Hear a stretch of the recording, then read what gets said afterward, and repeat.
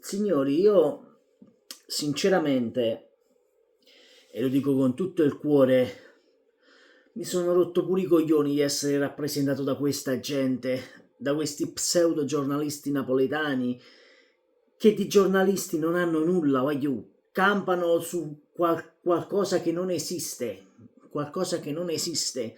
Sto parlando dell'ultimo tweet di Carlo Alvino, dire Udinese-Napoli, più forti del palazzo, più forti dei complotti, più forti dell'arbitro.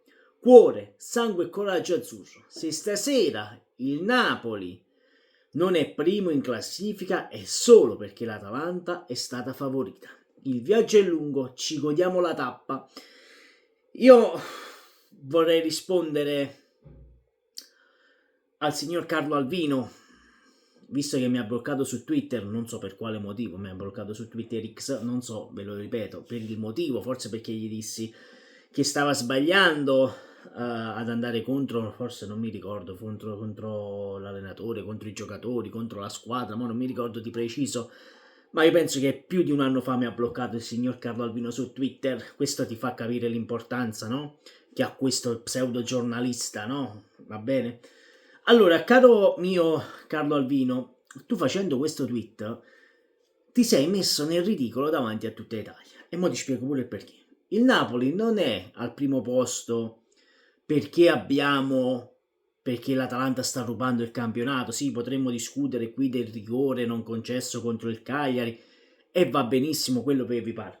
Ma il Napoli in questo momento si trova al secondo posto in classifica perché ha perso 3 partite in campionato. Verona,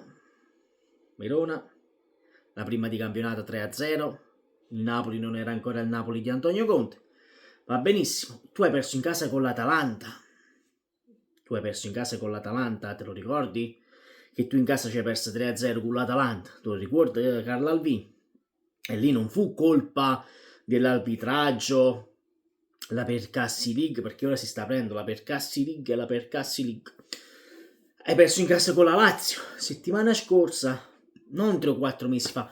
Ecco perché attualmente sei al secondo posto in classifica e ti ripeto e ti aggiungo un'altra cosa, clamorosamente potresti essere al terzo posto in classifica, sì, perché l'Inter deve giocare ancora 2 partite, a Fiorentina e quella di domani Calazzi, quindi sono 2 partite, sono 6 punti, ti potrebbero andare avanti? Renditi conto? Quando scrivi queste cazzate, poi mi dite perché io schifo i giornalisti napoletani, è per questo motivo qui, perché si piange su qualcosa di cui non si dovrebbe piangere. Ma boh, ecco perché ci schifano in tutta Italia come tifoseria e come giornalisti, per questa gente qui, voglio, per questa gente qui ci schifano al nord, per questa gente qui che ci coprono di ridicolo, piangete, sapete solo piangere. Io ripeto, il signor Carlo Alvino che mi ha bloccato su Twitter e poi aggiunge sarà una settimana di giustissime lamentele per il rigore non concesso al Cagliari oppure nei salotti delle TV mancherà la corrente, aggiunge, no? Io continuo a ribadire, io questa gente qui farò una proposta a Elon Musk, questa gente qui, questi pseudo giornalisti, fatti presentare prima il patentino, il librettino, quello che cazzo serve per fare i giornalisti e poi li accetti su Twitter. Vabbè, quello che a me fa ridere, che questo continua a scrivere queste stronzate e c'è gente che gli va pure dietro. C'hai ragione Carlo, è colpa degli arbitri se non siamo al primo posto. No, aiù, è colpa del Napoli se il Napoli non è al primo posto, perché tu hai perso 3 partite. 3 partite hai perso. Vero? Atalanta e Lazio, se non sbaglio sono 3 partite sconfitte, 3 sconfitte se non sbaglio, non vorrei dire una stronzata, ma sono proprio 3 partite, poi ci aggiungeteci quella di Coppa Italia, sono 4 in stagione se non sbaglio, poi se mi sto sbagliando correggetemi qui sotto nei commenti. Quindi è inutile che tu vai a dire è colpa del palazzo, i poteri forti hanno stabilito che il Napoli non deve essere primo in classifica. Ragazzi, non prendiamoci per il culo, non fatevi prendere per il culo da questa gente, vi supplico, non fatevi prendere per il culo da questi pseudogiornalisti, perché questi sono il male del Napoli.